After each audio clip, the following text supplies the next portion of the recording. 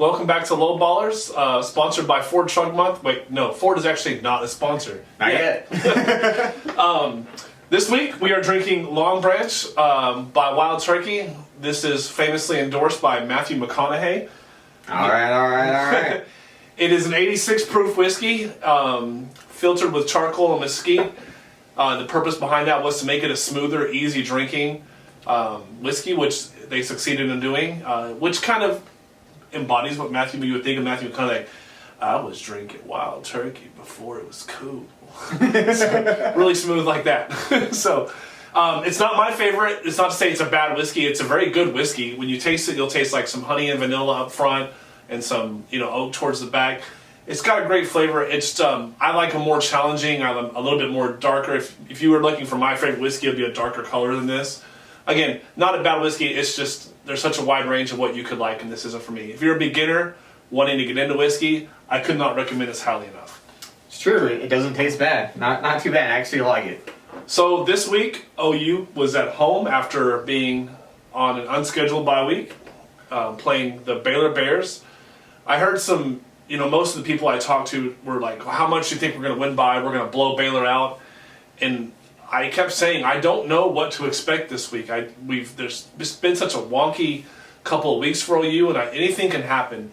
And it looked like that kind of a game where you just didn't know what to expect. And if 2020 hasn't been weird enough already, OU won a game because their defense absolutely shut down their opposition. And I don't remember the last time that happened. Can I say that again? Sorry. So if 2020 wasn't weird enough already, OU just won the game because their defense dominated their opponent. And I can't remember the last time I said, we definitely would not have won that game if our defense wasn't so dominant. So I was definitely one of those people that thought OU was just going to run through them. I'm not gonna lie. I actually took OU and didn't cover. Didn't even get close to covering. But I'll tell you, when it starts off with a sack and a missed field goal, it's going to be a weird game. Yeah. Spencer Rattler had a not great first half. I want to say he was 8 for 14 with an interception. Threw a couple balls he had no business throwing.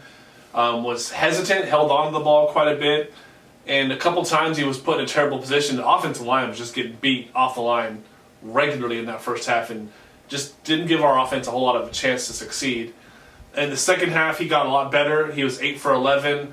I actually thought we played okay in the second half. The first half was not good at all offensively, and the second half was okay. It wasn't great, but it wasn't so bad. It was a Bears game. That's what I call it. It's a Chicago Bears game because no offense, whole lot of defense, bend don't break.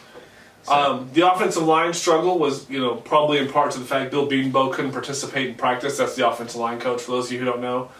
But on the positive side, you can't say enough about the defense.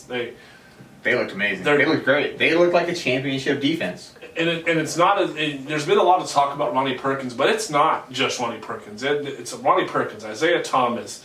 We had 4 defensive starters out, and almost to a man, their replacements played almost as good as you would have expected the starter to play. I mean, Robert Barnes, who was last seen getting torched by Justin Jefferson in the Peach Bowl for 4 touchdowns, came in and took over for Bookie Radley-Hiles and played really good.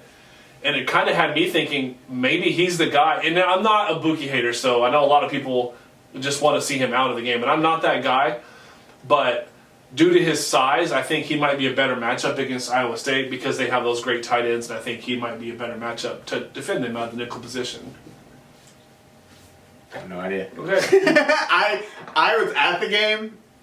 I was really lit at the game. So I didn't really watch it too much, but Tim paid attention. He has the nice seats. He's up in the suites.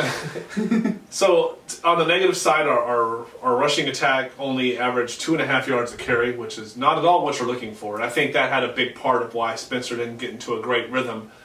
And I think that if I was trying to defend the Lincoln Riley offense, I think the first thing you want to do, if the first instinct would be to try to limit OU's passing game. And I would go the opposite direction. I would definitely do everything I can to make sure OU couldn't get a running game going, because I feel like that is a rhythm maker for them. That's how they get their passing game set up. And I feel like if you take away the run, I think Lincoln Riley might be all too happy to go into an all-pass game if the run's not working.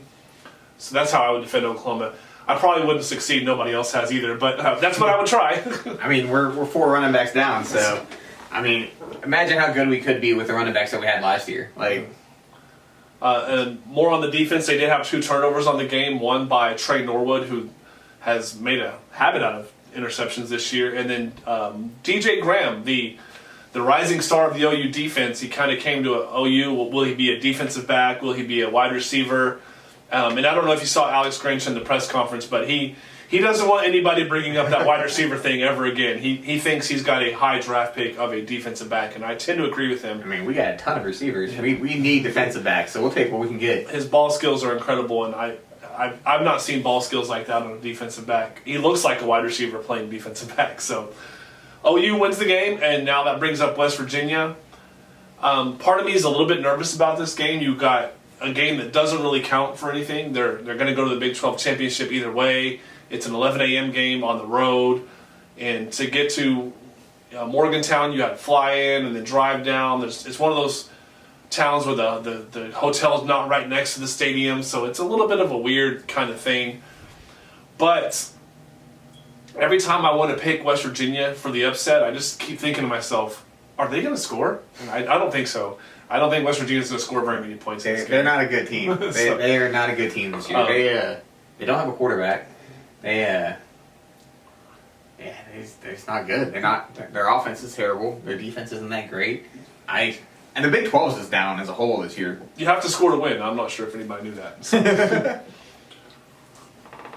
Well, every week I think we decided we're going to start picking a player of the game, and in the spirit of our whiskey drinking, we'll give a toast to them. You know, that'll be our version of a shout out or a helmet sticker.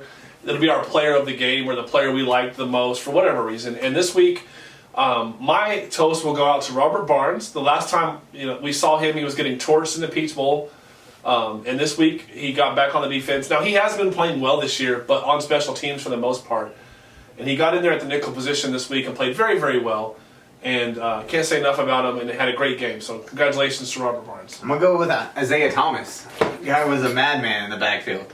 He was wrecking havoc the entire game. And honestly, we haven't had that kind of line play at OU in a long time. Had a sack down near the end zone, had another sack in the game. He was, Charlie Brewer's probably still thinking about Isaiah Thomas. So here's a toast to those guys, and great week for OU. We'll see you next week. Boomer Sooner.